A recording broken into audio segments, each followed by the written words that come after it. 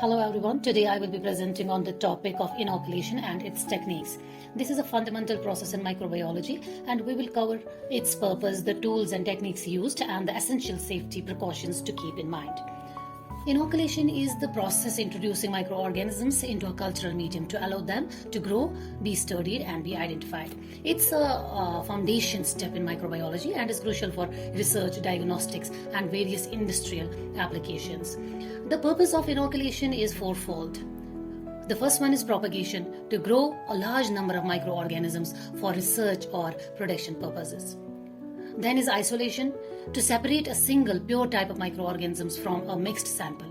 After that is identification, that means to test the characteristics of a microbe by observing how it grows and on different medium. Then is preservation, it means that to maintain a living culture for future use. Inoculation must always be performed using an aseptic technique.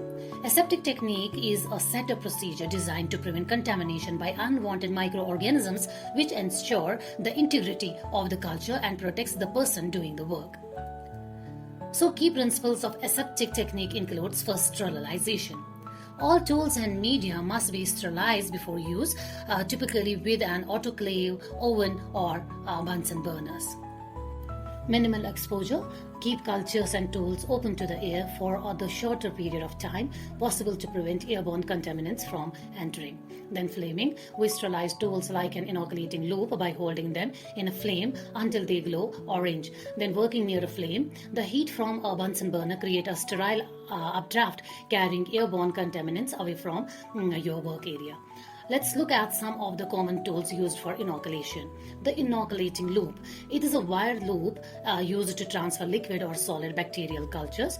It's typically made of nichrome or platinum and is easily sterilized by flaming. The inoculating needle is a straight wire used to inoculate solid medium by stabbing, making it ideal for deep cultures. Now the common inoculation tools, other essential tools are also there, like the micropipette, which is used for precise liquid transfers, especially when a specific volume of a liquid culture is needed. The glass spreader, used to evenly distribute a liquid culture over the surface of an agar plate. Now, different techniques which are used in this inoculation. The first technique is inoculation of broth culture. Now let us walk through the specific techniques. The first is inoculating a broth culture, which is when you transfer microorganisms to a liquid broth. First, you will aseptically flame the inoculating loop until it's red hot. Allow it to cool for 15 to 20 seconds so you don't kill the microbes. Collect a small amount of the source culture. Remove the cap of the sterile broth tube, passing the mouth of the tube through the flame. Dip the loop into the broth without touching the sides of the tube. Flame the mouth of the tube again and replace the cap. Finally, sterilize the loop again before putting it down. The next technique is inoculating an agar slant, which is used to create a long-term stalk culture on a solid surface. After sterilizing and cooling your tool, collect a small amount of the source culture, remove the cap of the agar slant, flaming the mouth of the tube.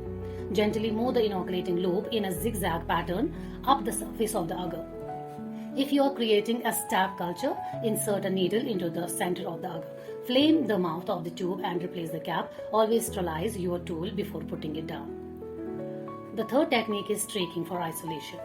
The streaking for isolation is a technique used to obtain a pure culture from a mixed sample. Mentally divide the agar plate into 4 quadrants. After sterilizing and cooling your loop, pick up a small amount of the culture in the first quadrant. Spread the inoculum over a small area.